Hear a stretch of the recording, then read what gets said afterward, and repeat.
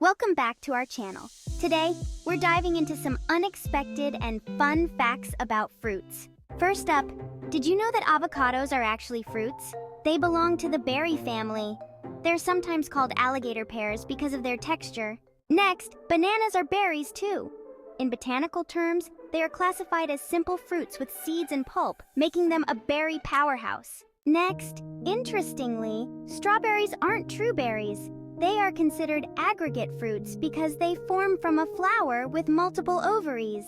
Next, pineapples may look like a fruit we could enjoy in a day, but it actually takes about 2 years to grow a single pineapple. Lastly, and speaking of deliciousness, tomatoes are technically fruits as well. They often find themselves in salads or sauce, but never in fruit bowls. So next time you enjoy a fruit salad or a savory dish, remember how many surprising facts these fruits carry.